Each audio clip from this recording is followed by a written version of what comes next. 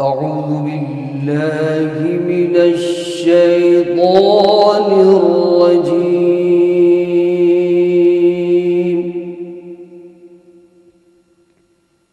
بسم الله الرحمن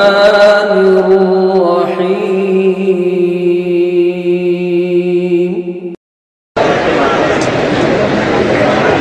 ونستعينه ونستغفره ونؤمن به ونتوكل عليه ونعوذ بالله من شرور أنفسنا ومن سيئات أعمالنا ونعوذ بالله من شرور أنفسنا ومن سيئات أعمالنا ونعوذ بالله من شرور أنفسنا ومن سيئات أعمالنا من يهده الله فلا مضل له ومن يضلله فلا هادي له وأشهد أن لا إله إلا الله وحده لا شريك له وأشهد أن سيدنا وسندنا ونبينا ومولانا محمدا عبده ورسوله صلى الله تعالى عليه وعلى آله وأصحابه وبارك وسلم تسليما كثيرا. أما بعد فأعوذ بالله من الشيطان الرجيم. بسم الله الرحمن الرحيم. وأما بنعمة ربك فحدث. آمنت بالله صدق الله مولانا العظيم وصدق رسوله النبي الكريم ونحن على ذلك من الشاهدين والشاكرين والحمد لله رب العالمين.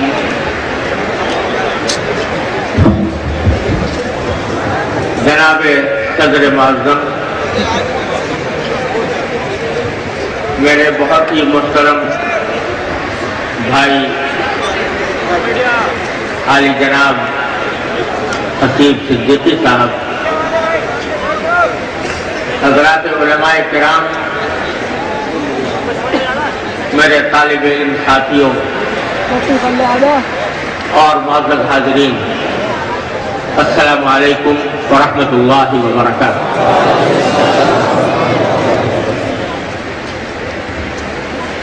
مجھے اللہ تبارک و تعالیٰ نے اپنی زندگی میں بے شمار مقامات پر خطاب کرنے کا موقع عطا فرمایا ہے، ملک میں بھی بیرون ملک بھی، اپنی زبان میں بھی اور دوسری زبانوں میں بھی. لیکن مجھے یاد نہیں کہ کبھی کوئی خطاب مجھے اتنا مشکل معلوم ہوا ہو جتنا آج معلوم ہو رہا ہے. اور وجہ اس کی یہ ہے کہ دل جن ملے جلے جذبات سے معمور ہے ان کو الفاظ کا جامہ پہنانا اور ان کے لیے مناسب تعبیر تلاش کرنا مجھے انتہائی دشوار معلوم ہو رہا ہے. آپ حضرات نے جس محبت کے ساتھ، جس خلوص کے ساتھ مجھ ناکارہ کی عزت افزائی فرمائی اور جس محبت کا معاملہ فرمایا، میرے پاس اس کا شکریہ ادا کرنے کے لیے موضوع الفاظ موجود نہیں۔ آج کا یہ اجتماع میرے ذہن میں یہ تھا کہ یہ ایک اپنے بچھڑے ہوئے ہم وطنوں، دوستوں، بزرگوں اور ساتھیوں سے ملنے کا اجتماع ہوگا، اور میں جناب عالی جناب حسیب صدیقی صاحب کا تہہ دل سے شکر گزار ہوں کہ انہوں نے محض اپنی شفقت اور محبت سے اس اجتماع کا اہتمام فرمایا۔ مقصود اس اجتماع کا محض ملاقات، میرے ذہن میں یہ تھا کہ محض ملاقات ہو اور ایک دوسرے کو سے تعارف ہو، لیکن ماشاءاللہ یہ حد نگاہ تک پھیلے ہوئے سر ان کا مجھے پہلے سے اندازہ نہیں تھا، اور نہ یہ کہ مجھے کسی طویل خطاب کی نوبت آئی ہے۔ لہذا اس موقع پر میں اپنی عاجزی کا اعتراف کرتے ہوئے چند تاثرات آپ حضرات کی خدمت میں پیش کرنا چاہتا ہوں۔ اللہ تبارک و تعالیٰ اپنے فضل و کرم سے انہیں صحیح طور پر بیان کرنے کی توفیق عطا فرمائے۔ پہلی بات، جیسا میں نے عرض کیا کہ دل ملے جلے جذبات سے معمور، یہ خاک دیوبند جس پر اللہ تبارک و تعالیٰ نے آج مجھے 20-22 سال کے بعد پہنچنے کی توفیق عطا فرمائی، یہ وہ خاک ہے جس سے خود میرے وجود کا خمیر اٹھا ہے، اور اللہ تبارک و تعالیٰ نے مجھے اس دیوبند کا باشندہ اور اس دیوبند کا فرزند ہونے کا شرف بخشا۔ وَأَوَّلُ أَرْضٍ مَسَّ جِلْدِي تُرَابُهَا بِلَادٌ بِهَا حَلَّتْ شَبَابُ تَمِيمَتِي وَأَوَّلُ جِلْدٍ مَسَّ أَوَّلُ أَرْضٍ مَسَّ جِلْدِي تُرَابُهَا۔ تو میں یہ تو نہیں کہہ سکتا کہ بِلَادٌ بِهَا حَلَّتْ شَبَابُ تَمِيمَتِي، اس واسطے کہ میں شباب کے عہد تک پہنچنے سے پہلے ہی یہاں سے رخصت ہو گیا، اور بچپن ہی میں نے اس خاک کو خیرباد کہا تھا۔ لیکن آج 60 سال سے زیادہ مدت گزرنے کے بعد بھی اس خاک کی محبت، اس خاک کا عشق دل و دماغ سے کبھی محو نہیں ہو سکتا، اور یہ عشق و محبت جو اللہ تبارک و تعالیٰ نے اس خاک دیوبند سے عطا فرمایا، اس کی وجہ صرف یہ نہیں کہ میں یہاں پیدا ہوا، میرے خون کے رشتے یہاں پر موجود ہیں، اور میرے اکابر کی ہڈیاں یہاں دفن ہیں، بلکہ اس کی ایک بہت بڑی وجہ یہ ہے کہ اللہ تبارک و تعالیٰ نے مجھے اس شہر کی نسبت سے مشرف فرمایا ہے کہ جس شہر میں صرف ہندوستان میں نہیں، بر صغیر میں نہیں،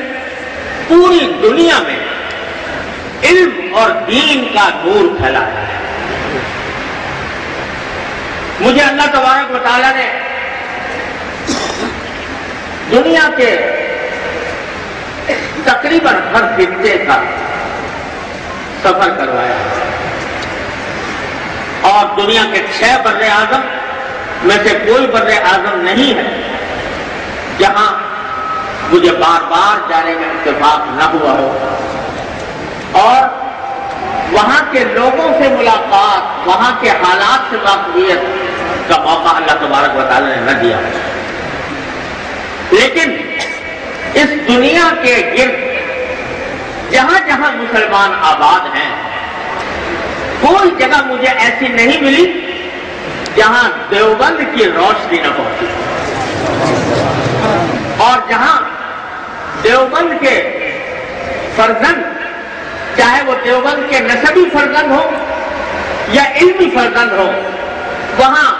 وہ کوئی نہ کوئی عظیم دینی خدمت انجام نہ دے رہے ہیں۔ میں ایک مرتبہ انڈونیشیا کے ایک دور دراز علاقے میں، جہاں پہاڑی علاقہ تھا، وہاں مجھے میرے میزبان لے گئے۔ لے جانے کا مقصد یہ تھا کہ مصروفیات کے ہنگاموں میں چند لمحات تفریح کے میسر آ جائے۔ کوئی ہل اسٹیشن تھا، ایک پہاڑی مقام تھا، وہاں گھومنے کے لیے نکلے۔ مغرب کی نماز کا وقت آنے والا تھا۔ میں نے اپنے ساتھیوں سے کہا کہ مجھے کسی مسجد میں لے جائیں۔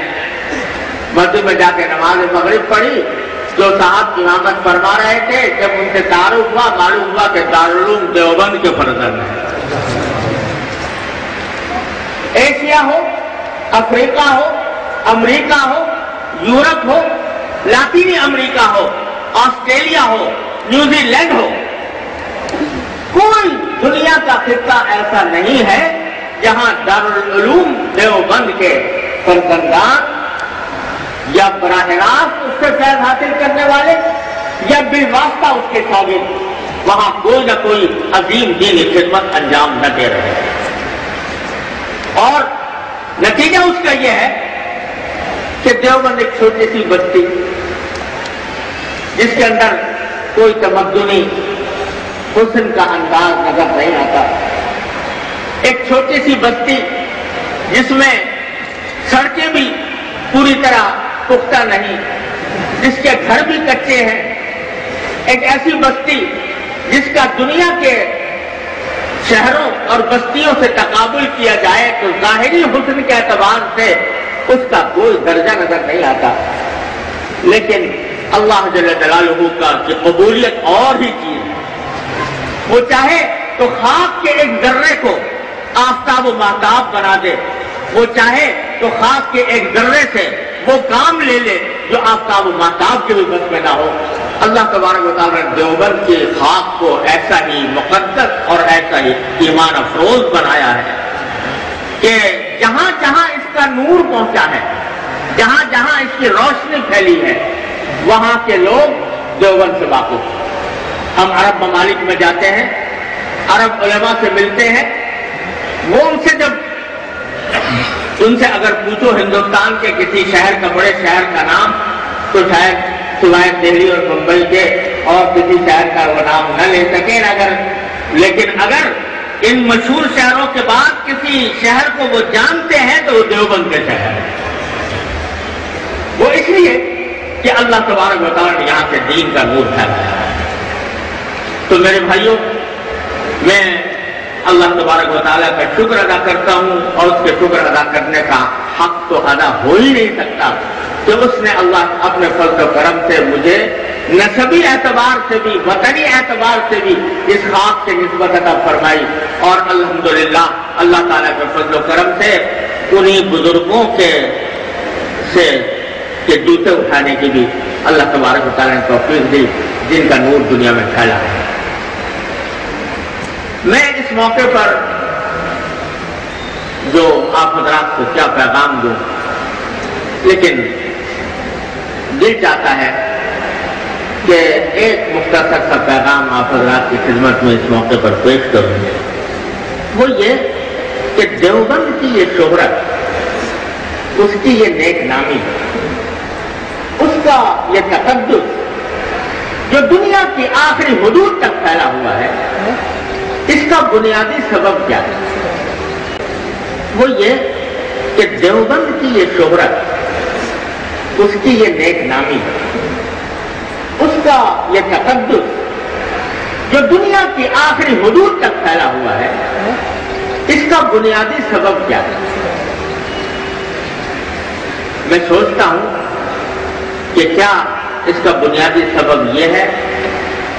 کہ اس دیوبند نے دارالعلوم دیوبند میں علوم اور علم و تحقیق کے دریا بہائے ہیں۔ اگر یہ بات ہو تو میرے پاس دوسرا سوال یہ پیدا ہوتا ہے کہ ایسے تو اور بھی بہت سی درسگاہیں ہیں جس میں ایک خالص علمی اور تحقیقی نوعیت کے کام ہوتے رہے ہیں۔ کیا اس دارالعلوم دیوبند کی شہرت اور ناموری اور اس کے نور کی وسعت کا سبب یہ ہے کہ اس دارالعلوم کے اندر کتب خانہ بڑا عظیم ہے، درسگاہیں بڑی شاندار ہیں، طلباء بڑی کثرت سے یہاں پر پڑھتے ہیں؟ تو میں یہ سمجھتا ہوں کہ یہ سبب بھی نمایاں نظر نہیں آتا، کیونکہ ایسی اور بہت سی درسگاہیں ہیں جس میں طلباء کی تعداد بھی زیادہ ہے، جس میں درسگاہیں بھی اچھی بنی ہوئی ہیں، جس میں اساتذہ بھی بڑے قابل پڑھانے والے ہیں۔ لیکن جس چیز نے دیوبند کو دیوبند بنایا، جس چیز نے دیوبند کو عالمی قیادت کا مقام عطا فرمایا، وہ میں اپنے والد ماجد قدس اللہ تعالیٰ سرہ حضرت والد ماجد حضرت مولانا مفتی محمد شفیع صاحب رحمۃ اللہ علیہ، اللہ تعالیٰ ان کے درجات بلند فرمائے، ان کے الفاظ میں عرض کرتا ہوں۔ وہ فرمایا کرتے تھے کہ دیوبند کو دیوبند بنانے والی چیز صرف ایک تھی، وہ تھی دین کی صحیح تعبیر، دین کا صحیح تصور، دین کے اوپر صحیح اور اعتدال والا عمل۔ یہ اللہ تبارک و تعالیٰ نے جو اس خاک کے بوریہ نشینوں کو عطا فرمایا، وہ بڑے سے بڑے علماء و محققین میں نظر نہیں ہے۔ میرے والد ماجد رحمۃ اللہ علیہ فرمایا کرتے تھے کہ میں نے عرب ممالک میں بڑے بڑے محقق علماء بھی دیکھے ہیں، تحقیق و تدقیق کے شناور بھی دیکھے ہیں، فصاحت و بلاغت کے شہسوار بھی دیکھے، لیکن وہ البیلا رنگ جو میں نے اپنے دیوبند کے اکابر کے اندر پایا، وہ ساری دنیا میں کہیں اور نظر نہیں آیا۔ اور پھر یہ شعر پڑھا کرتے تھے کہ تولائے مردان ای پاک بوم، تولائے مردان ای پاک بوم، برنگے استم خاطر شام و روم۔ وہ فرماتے تھے کہ میں نے اپنے اکابر کو جس طرح پایا، دین کی اور سنت کی جو تعبیر انہوں نے اپنے قول ہی سے نہیں، اپنے عمل سے، اپنے طرز عمل سے، اپنی زندگی کی اداؤں سے دنیا کے سامنے پیش کی ہے، وہ نظیر ہمیں کہیں دنیا میں اور نظر نہیں آئی۔ اللہ تبارک و تعالیٰ نے ما انا علیہ واصحابی کی مجسم تفسیر میرے ان اکابر کو بنایا تھا۔ اور کبھی کبھی یہ بھی فرماتے تھے کہ اولئک آبائی فجینی بمثلہم اذا جمعتنا یا جریر المجامع۔ مجھے اللہ اپنے اکابر، جن اکابر کی دیکھنے کا شرف حاصل ہوا ہے، ان کی نظیر میں نے نہیں۔ کیا بات تھی کہ دین کی صحیح تعبیر، سنت کا صحیح مقام اور سنت کی عملی تصویر ان کی زندگی کے اندر رچی بسی ہوئی تھی۔ اور اس کی مثالیں میں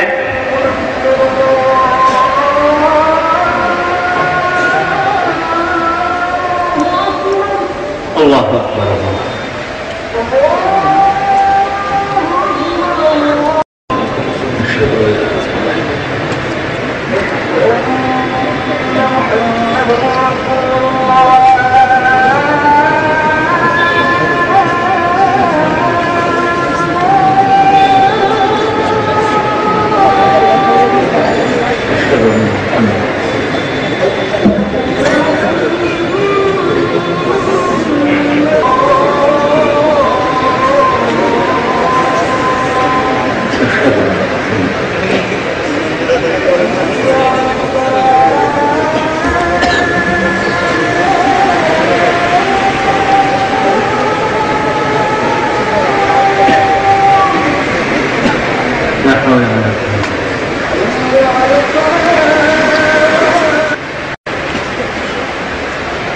عرض یہ کر رہا تھا کہ میرے والد ماجد قدس اللہ تعالیٰ عنہ جو فرمایا کرتے تھے کہ میں نے بچپن سے 55 تک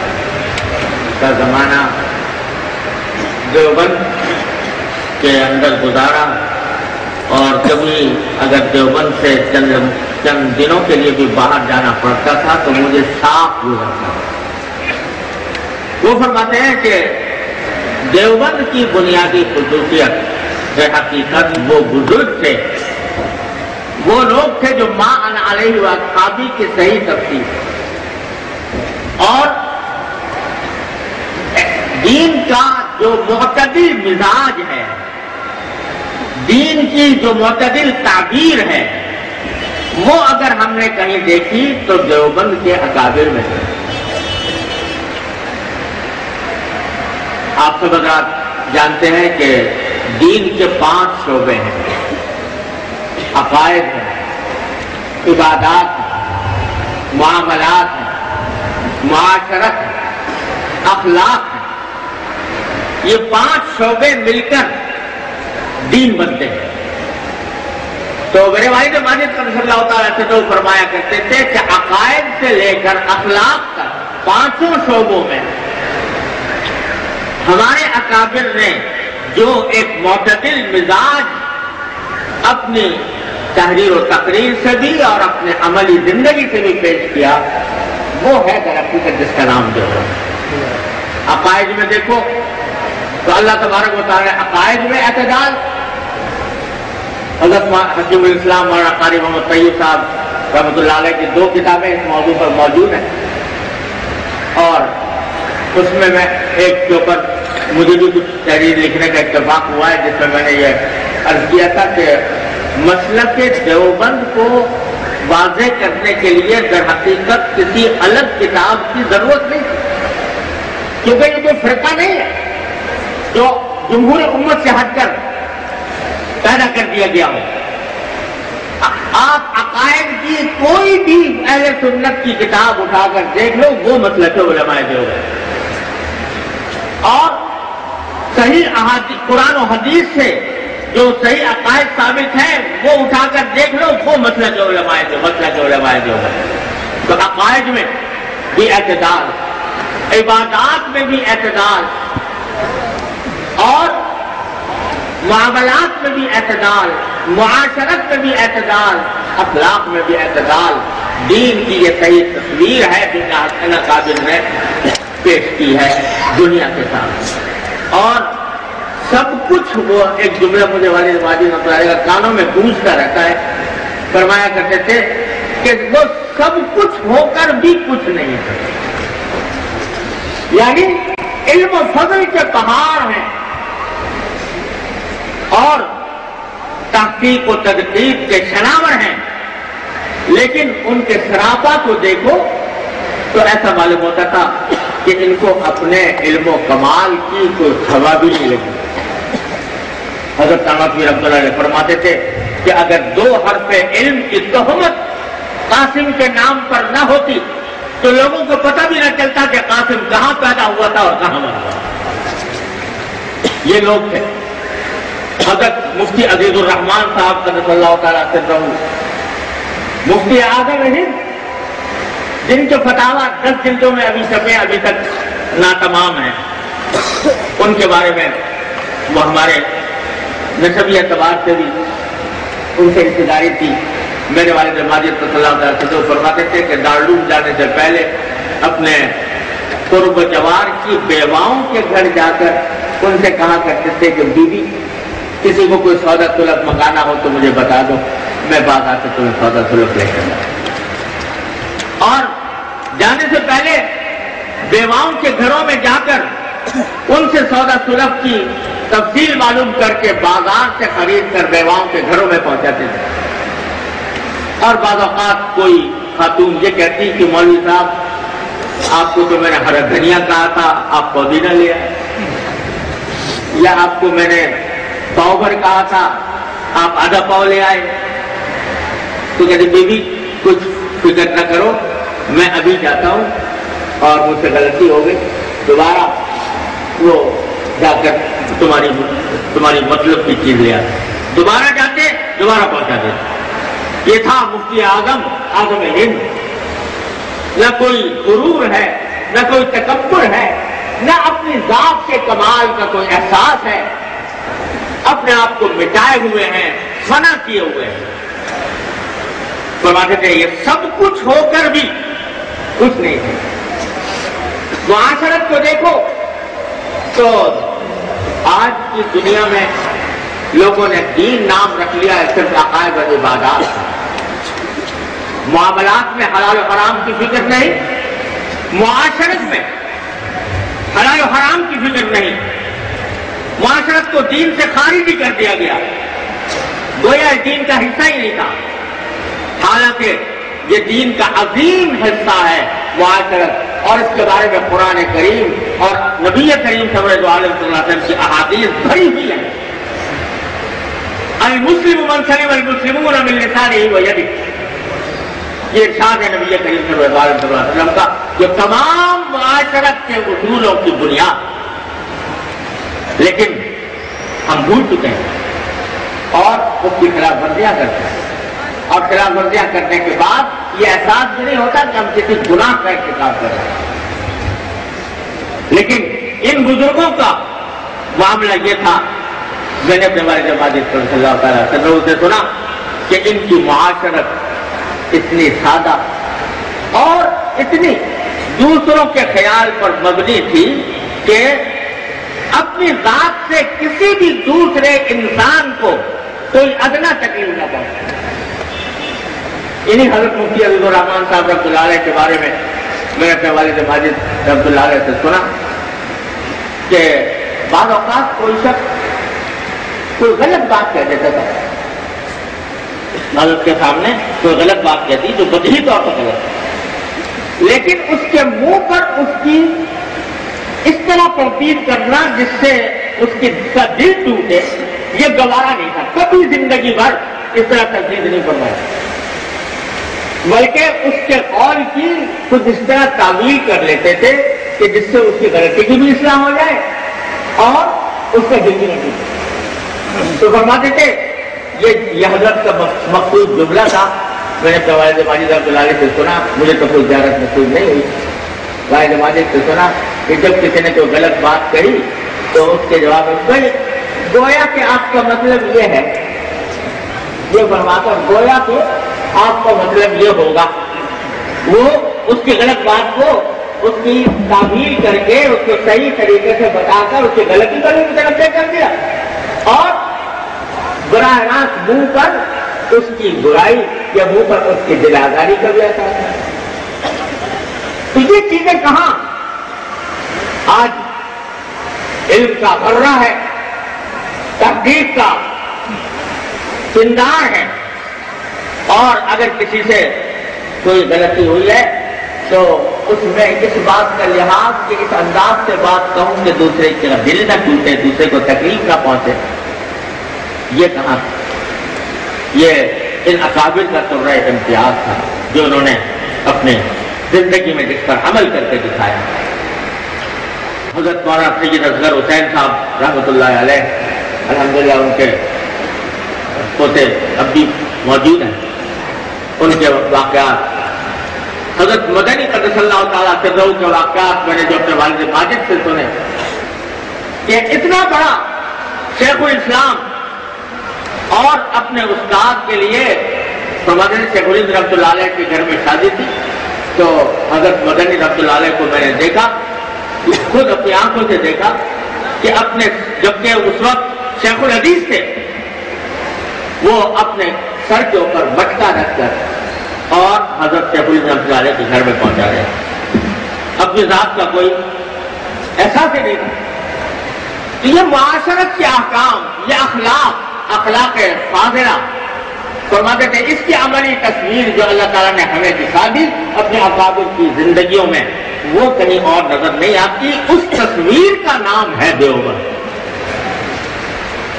تو بھائی پیغام ہمیں جو ملتا ہے کہ ہم اپنے آپ کو دیوبند سے وابستہ الحمدللہ کہتے ہیں اور اس پر بجا طور سے فخر بھی کرتے ہیں، لیکن کیا واقعتاً اس دیوبند کی اس خصوصیت کا کوئی عکس، اس کا کوئی نشان ہماری اپنی زندگیوں میں موجود ہے یا نہیں؟ یہ ایک سوال ہے جو ہم میں سے ہر شخص کو اپنے آپ سے کرنا چاہیے۔ اور کیا واقعتاً ہم اپنے عمل سے اپنے ان دیوبند کے اکابر کی صحیح نمائندگی کر رہے ہیں یا نہیں؟ یہ ہمیں سوچ رہے ہیں۔ دیکھو، جیسے ابھی بتایا کہ دین نام ہے اعتدال کا، ہر چیز میں اعتدال۔ اللہ تبارک و تعالیٰ نے ہر چیز میں ہمیں کچھ حدود بتائی ہے، تلک حدود اللہ، اس میں سے ہر چیز کی حد مقرر ہے۔ کسی سے اختلاف ہے تو اختلاف کی بھی حد ہے، کسی سے محبت ہے تو محبت کی بھی حد ہے، کسی سے اعتقاد ہے، عقیدت ہے تو اس عقیدت کی بھی حد ہے۔ ہر چیز ایک حد کی پابند ہے، اور اس حدود سے جب وہ متجاوز ہوتی ہے تو کبھی بدعت کی شکل اختیار کر لیتی ہے، کبھی گمراہی کی شکل اختیار کر لیتی ہے، کبھی کوئی فرقہ بن جاتی ہے۔ یہ دین ان حدود کی حفاظت کا نام ہے، اور ان حدود کی حفاظت کے ذریعے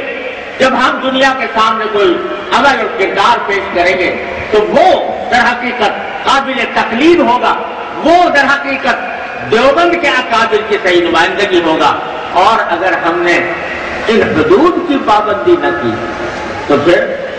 وہ اس کے معنی یہ کہ ہم دیوبند کی خصوصیت کو نہ سمجھ سکے اور اس کو اپنی زندگیوں میں نہ ڈھال سکے، اور اس کے مطابق دیوبند کی صحیح تصویر دنیا کے سامنے نہ پیش کر سکے، تو ہمیں اگر دیوبند کی طرف نسبت کرنی ہے تو بھائی ذرا محتاط ہونا پڑے گا۔ یا مکن با پیل بانا دوستی، یا بنا کن خانہ پر انداز پیل، یا تو پیل بانوں سے دوستی نہ کرو یا پھر اپنا گھر ویسا ہی بناؤ جیسے وہ بناتے۔ تو اگر ہم دعوے دار ہیں دیوبند سے نسبت کے، وہ چاہے علمی نسبت ہو یا عملی نسبت ہو، تو پھر ہمیں اپنے اخلاق و کردار کا جائزہ لینا چاہیے، اور ہر چیز کو اس کے حد میں پہچاننا چاہیے، ہر چیز کو اس کے حد کے اوپر رکھنا چاہیے، اس سے آگے نہیں بڑھنا چاہیے۔ حضور نبی کریم سرور دو عالم صلی اللہ علیہ وسلم سے بڑا جامع کمالات اس کائنات میں کون ہو سکتا ہے، لیکن آپ نے فرما دیا لا تطرونی کما اطرت یہود والنصارى عیسی ابن مریم علیہ السلام، کہ میری اس طرح مبالغہ آمیز تعریف نہ کرو جیسے کہ یہود و نصارہ نے عیسی ابن مریم علیہ السلام کی تھی۔ آپ کے لیے تعریف کا کوئی کلمہ بھی شاید ایسا نہ ہو جو مبالغہ آمیز ہو گئے، لیکن سرکار دو عالم صلی اللہ علیہ وسلم منع کرنا کہ خبردار میری تعریف میں ایسا مبالغہ آمیزی نہ کرنا، اور کسی سے محبت کا اظہار کرنا ہو، کسی سے عقیدت کا اظہار کرنا ہو تو وہ بھی حدود کا پابند ہونا چاہیے۔ یہ نہیں کہنے والوں نے کہہ دیا کہ ہم تو محبت رسول صلی اللہ علیہ وسلم کے علمبردار ہیں، لہذا آپ کو یہ بھی کہیں گے اور وہ بھی کہیں گے، تو یہ محبت حدود سے متجاوز ہو گئی، اس نے بدعت یا شرک کے سرشکل اختیار کر لی، اور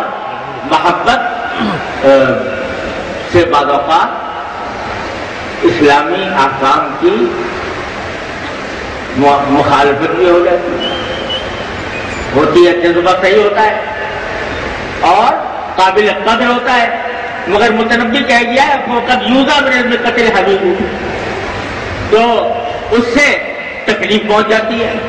یا محبوب کو تکلیف پہنچ جاتی ہے یا محبوب کے ساتھ رکھنے والوں کو تکلیف پہنچ جاتی ہے۔ قرآن کریم میں نبی کریم سرور دو عالم صلی اللہ علیہ وسلم نے ہمیں یہ تعلیم دی کہ ہم اپنی زندگی کو نظم و ضبط کا پابند بنائیں۔ دیکھیے پوری سورہ صافات، وہ صافات صفا، قسم کھائی اللہ تبارک و تعالیٰ نے سب بنانے والوں کو جو سب بناتے ہیں، لیکن وہ کس لیے؟ وہ مفسرین فرماتے ہیں کہ یا تو اس سے مراد وہ فرشتے ہیں جو سب بنا کر اللہ تبارک و تعالیٰ کی بارگاہ میں کھڑے ہوتے ہیں، یا وہ نمازی ہیں جو صف سیدھی کر کے نماز کے اندر کھڑے ہوتے ہیں، یا وہ غازی ہیں جو صفوں کو درست رکھ کر اللہ تعالیٰ کے راہ میں جہاد کرتے ہیں۔ لیکن تینوں صورتوں میں تعریف اس بات کی فرمائی گئی کہ یہ سارے کام ایک بھیڑ بھڑکا سے بھی ہو سکتے تھے، عبادت میں بھیڑ بھڑکا بھی ہو سکتی تھی، ڈکا پیل بھی ہو سکتی تھی، لیکن تعریف اس بات کی فرمائی اللہ تعالیٰ نے جس کے قسم کھائی کہ یہ بد نظمی کے ساتھ اور بے ترتیبی کے ساتھ اور اس طرح لاقانونیت کے ساتھ یہ عبادت نہیں کرتے، عبادت کرتے ہیں سب بنا کر کرتے ہیں، یہ قسم کھائی اللہ تعالیٰ۔ تو ہمیں نظم و ضبط کی تلقین فرمائی گئی، مسجد میں جاؤ تو یہ آداب ہے، مسجد میں سب بناؤ، تسبیح تحمید کا اتنا بڑا حکم دیا نبی کریم صلی اللہ علیہ وسلم نے۔ لیکن اگر ہم اس محبت کے اظہار میں یا محبت میں ان احکام کی خلاف ورزی کر جائیں تو بھائی یہ دیوبند والی بات نہ ہو، یہ پھر دیوبند کے اکابر والی بات نہ ہو۔ لہٰذا میری گزارش یہ ہے کہ دیکھو جلسے ولسے بہت ہوتے ہیں اور اجتماعات بھی ہیں اور وہ محض رسمی ہو کر ختم ہو جائے۔ اگر رسمی طور پر کوئی اجتماع کرنا ہو تو چلو وہ زیادہ سے زیادہ مباح ہو، لیکن اجتماع وہ ہے جس میں آدمی کوئی سبق لے کر اٹھے اور اپنی زندگی میں اس کی بنا پر کوئی تبدیلی لانے کا عزم کرے، وہ ہے اجتماع صحیح معنی میں۔ ورنہ نشستن و گفتن وہ برخاست، وہ شادی کی تھی۔ لیکن اگر اجتماع اس لیے ہے کہ بھائی دین کی کوئی بات سیکھی اور آج سے ہم نے اس پر عمل کرنے کا عزم پختہ کر لیا، تو وہ اجتماع اللہ تبارک و تعالیٰ کے فضل و کرم سے بڑا عظیم اجتماع ہے، اس کے فوائد دنیا اور آخرت میں ملیں گے، وہ دنیا کے لیے ایک مثال بنے۔ تو میں آج یہ گزارش کرنا چاہتا ہوں، پہلے اپنے نفس سے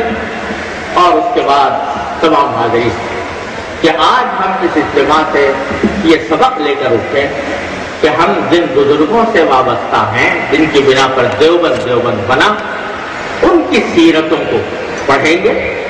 اور ان کی سیرتوں کو اپنی زندگیوں میں اپنانے کی کوشش کریں گے، جن میں ایک اہم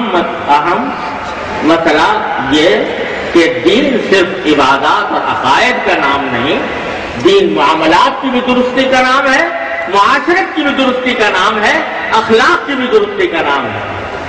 اب میں بہت ساری تفصیل میں نہیں جا سکتا، ماشاءاللہ آپ سب حضرات اہل علم ہیں، تو جو علم دین کے طالب ہیں، لہذا میں بہت زیادہ تفصیل میں نہیں جاتا، لیکن اس کو اگر ہم یہ عزم لے کر اٹھیں اور اس کا نظارہ اس طرح ہوگا کہ جب یہ اجتماع ختم ہو تو اس کے بعد یہ دیکھیں کہ واقعی اس نظم و ضبط کے ساتھ ختم ہوتا ہے یا اسی بھیڑ بھڑکے کے ساتھ ختم ہوتا ہے جس طرح شروع ہوتا ہے۔ کیوں بھائی بتائیے نظم و ضبط کے ساتھ ہوگا، ترتیب کے ساتھ ہوگا، کسی کو تکلیف نہیں پہنچے گی، کسی کو دھکا نہیں دیا جائے گا، کسی کو دھکا پیل نہیں ہوگی، وعدہ ہے نا؟ تو اگر یہ فائدہ حاصل ہو گیا تو انشاءاللہ بہت بڑا فائدہ کہ یہ ایک بہت بڑی ایک نمائندے آپ کی طرف سے ایک نمائندہ۔ میں ایک بات اور عرض کر کے بات ختم کروں، ہاں نماز کے وقت چلیے بات ہے، ہاں تو بس جی تو خلاصہ یہ ہے بھائی کہ دیوبند کے نام لیوا ہونے کے ناطے ہم انشاءاللہ یہ عزم کر کے یہاں سے اٹھے کہ اکابر دیوبند کی سیرتوں کا مطالعہ کریں گے اور ان پر عمل کرنے کی کوشش کریں گے اور اپنی زندگی کو نظم و ضبط کا پابند بنائیں گے۔ اللہم صلی علی سیدنا محمد۔ اللهم صل على سيدنا مولانا محمد وعلى ال محمد كما صليت على ابراهيم وعلى ال ابراهيم انك حميد مجيد. ربنا ظلمنا انفسنا وان لم تغفر لنا وترحمنا لنكونن من الخاسرين. ربنا آتنا في الدنيا حسنة وفي الآخرة حسنة وقنا عذاب النار. یا ارحم الراحمین اپنے فضل و کرم اپنی رحمت سے ہمارے تمام گناہوں کو معاف کرو. یا اللہ ہمارے اعمال و اخلاق کی اصلاح کرو. اے اللہ ہمیں سیدھے راستے پر چلنے کی توفیق عطا فرما. اے اللہ ہمیں اپنے دین کی صحیح سمجھ عطا فرما. اے اللہ ہم پر عمل کی توفیق عطا فرما. اے اللہ اس پر استقامت عطا فرما. اے ارحم الراحمین جن بزرگوں کے ساتھ آپ نے محض اپنے فضل و کرم سے ہمارے کسی استحقاق کے بغیر وابستہ فرما دیا، اے اللہ ان بزرگوں کی لاج رکھنے کی توفیق عطا فرما. اے اللہ ان بزرگوں کی سیرتوں کو اپنی زندگی میں اپنانے کی توفیق عطا فرما. اے اللہ ہمارے عقائد، عبادات، معاملات، معاشرت، اخلاق سب کی اصلاح فرما دے. یا اللہ تمام حاضرین کو ان کے تمام جائز مقاصد میں اپنے فضل و کرم سے کامیابی عطا فرما. یا اللہ سب کی پریشانیوں کو دور فرما، سب کی مشکلات کو آسان فرما. اے اللہ سب کی جو ہم میں ہمارے متعلقین میں بیمار ہیں انہیں شفا کامل حاضر عطا فرما. جو تنگست ہے ان کی تنگستی کو دور فرما. جو مقروض ہے ان کے قرضوں کی ادائیگی کا سامان فرما. اور اللہ جو آپ کے دین کے طالب علم ہیں، یا اللہ یہ آپ کے مہمان ہیں، اے اللہ آپ کے فضل و کرم کی رحمت سے ان کو زندگی کے ہر امتحان میں کامیاب فرما. اے اللہ ان کو زندگی کے ہر امتحان میں کامیاب فرما. اے اللہ ان کو دین کا صحیح نمونہ، مثالی نمونہ بنا دے. اے اللہ ہر طرح کے شر سے ان کی حفاظت فرما. اے اللہ ہر فتنے سے حفاظت فرما. اللهم إنا نسألك من خير ما سألك من عبدك ونبيك محمد صلى الله عليه وسلم، ونعوذ بك من شر ما استعاذك من عبدك ونبيك محمد صلى الله عليه وسلم. ربنا تقبل منا إنك أنت السميع العليم وتب علينا إنك أنت التواب الرحيم. وصلى الله تعالى على خير خلقه سيدنا ومولانا محمد وعلى آله وصحبه أجمعين. آمين برحمتك يا